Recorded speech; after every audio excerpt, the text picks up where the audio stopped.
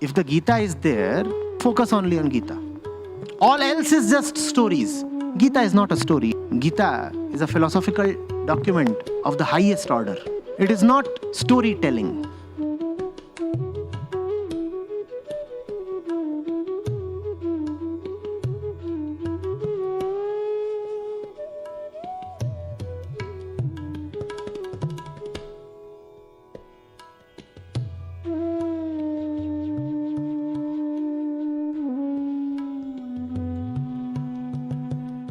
Acharya ji, namaste. I am an alumnus of BITS Pilani, Pilani campus, and then I went on to do my MBA from IIM Ahmedabad. So I've had an interest in economics, and you have often said that one of the problems with us is that we don't understand certain terms, but we use them very often. So capitalism is one such term. So recently I read Das Kapital, the first volume by Karl Marx. So I have a question related to that. So in the first chapter itself, there is a term that Marx coins, which is commodity fetishism, right? And what he says is that we have made everything into commodities. That's the basic unit in capitalism. And we think that we can assign it a certain value. Now that value is actually a composition of two things, a use value and an exchange value. And the use value is what we do with that thing, right? For example, a mobile phone can be used by some terrorist to launch an attack, or somebody to connect to your session. So that means there is no unique way of assigning a value using the use value. But at the other end, we can look at it as exchange value. So the theory, the labor theory of value says that that's what Marx arrives at, is that the exchange value, or the cost that we think of things, comes from the associated labor that has gone into it, right? And if we look at even something like a mobile phone, if we break it down into its components and we keep going deeper and deeper, eventually we will reach physical nature. So there is physical nature, and then there is a lot of human labor that has conditioned the physical nature into an object that we are using. So you have often said that we should stay in this world, sansar mein reh ke bhi, we have to use the things around us in the right way, right? So focusing on the use value. It doesn't mean that we should leave everything, we should not use mobile phones, right? We should use things around us in the right way, but at the other end of the spectrum, where we are talking about exploitation of laborers, wage laborers, as well as physical nature itself. When we go right to the bottom, in fact, like in mining and in industries where we literally take earth elements, right? There's a lot of exploitation, very literal exploitation, and that's the source. So the great success of capitalism, according to Marx, is alienation. Why I'm saying that is because where we sit most of the times, we don't know what is happening at the bottom of the chain.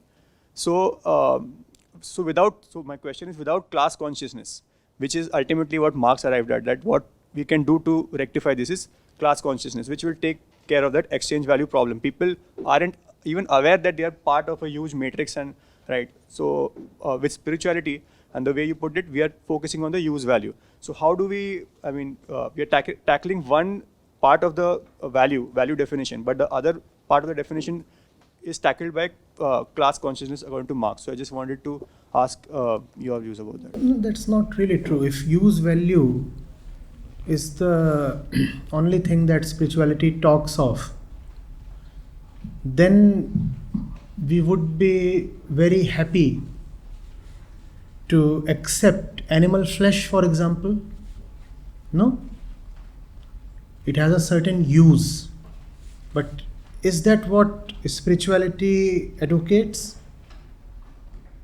Don't we talk of knowing where the stuff in your plate comes from?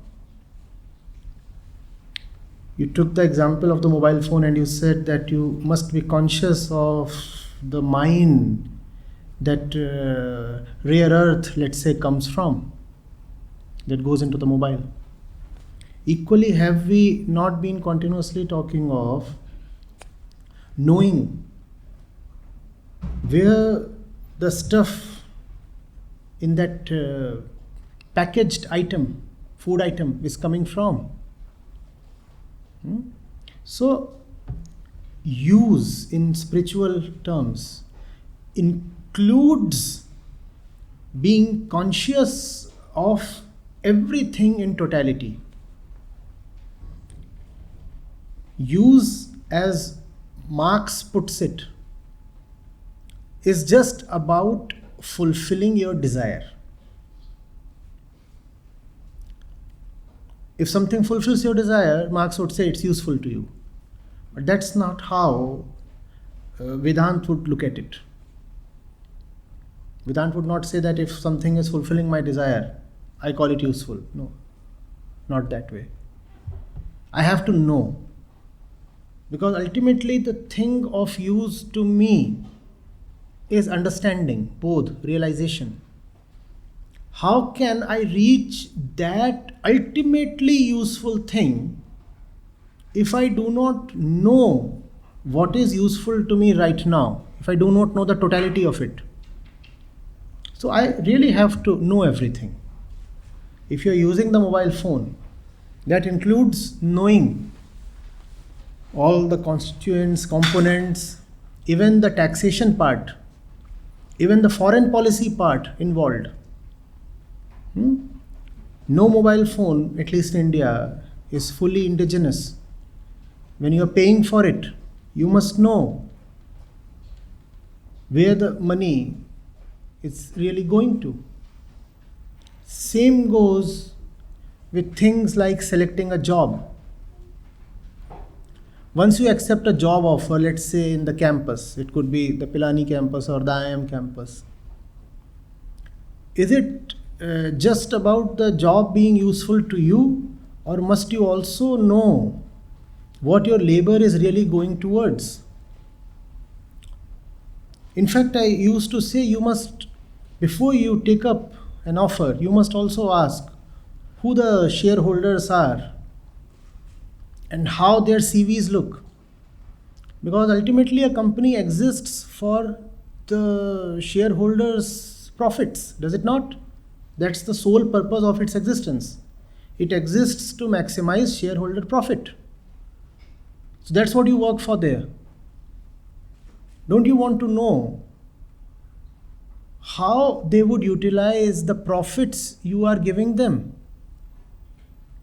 You work very hard, you give them certain money, and they fly to Dubai and purchase heavy jewelry for their wives and keeps.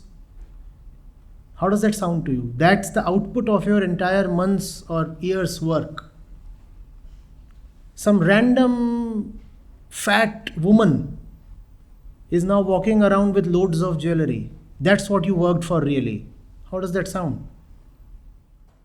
And ostensibly, the company might exist to uplift the face of technology in the country, and you may feel very happy. You might say, oh, this is useful. You might say, oh, it is useful, I'm working here. But the company does not exist merely for its avowed objective. Remember, it exists for the shareholders and the other stakeholders. To the extent practically possible, you must go into all of this. You must ask yourself, what am I doing? What am I doing? That was the reason why I left the bureaucratic option. I would be working in the government without having any control over what my work, my labor, my time is really resulting into. Even if I am the district collector, let's say, I'm a very small pawn. The ones sitting on top are far too powerful to let me work with freedom, let alone go beyond the system. So should I just look at the use that job offers to me? And it could be a very ethical use as well. I could usefully convince me that I am doing some good work on the ground, as many bureaucrats do. They actually do some good work on the ground. But in totality, what does that result into? What does that mean? Some hideous politician will come and say that all the development work I have done in the district has been powered by the funds sanctioned by him, and that will enable him to win the next elections. That's the net output of all the work that I have done as the district collector. Penny wise, pound foolish. That's the reason I dropped that idea. right? So that is enabled greatly, that consciousness you're talking of, that is enabled greatly in this age by technology. Today you can really know, and that's what I was just talking of. Use technology to the fullest. How was our friend here saying that he feels lonely? Why don't you get into the integrity of everything? Don't you want to know where your t-shirts come from? It's probably coming from Bangladesh. Do you know the kind of shop it's being produced in? Not sure. But there might be child labor, who knows? And it's interesting, no? Google is a blessing, is it not? Your t-shirt, your specs, your cosmetics, your shoes. Don't you want to research on all those things? Today you need not even move to a physical library. Everything is available mostly for free. And even if there are subscriptions, they are very affordable.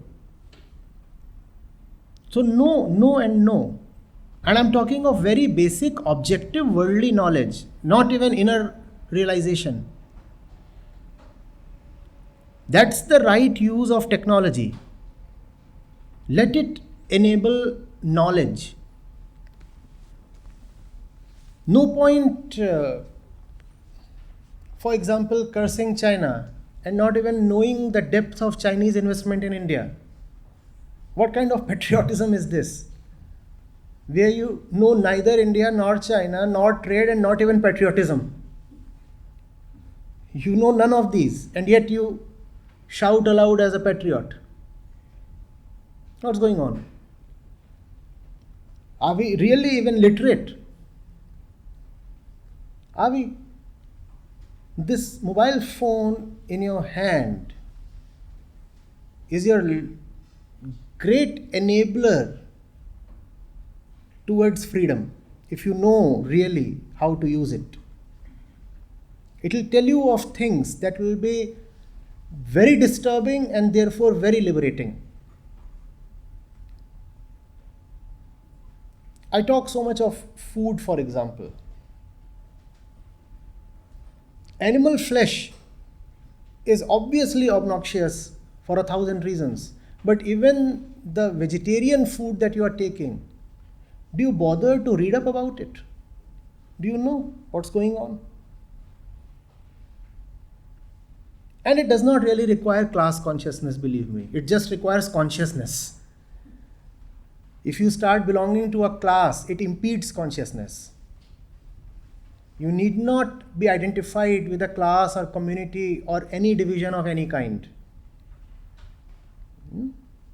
That hinders consciousness. Don't you see that? The moment I belong to a certain group, will I have the freedom to really know? Or will I be constrained by the dynamics and identities of that group or class or whatever? So all you need is consciousness.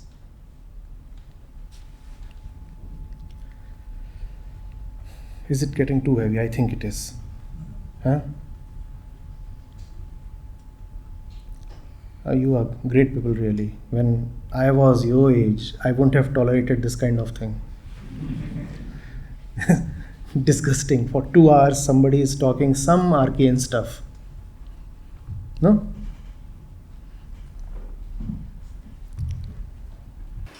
Acharya, the timing for today's session was... Oh, thank God.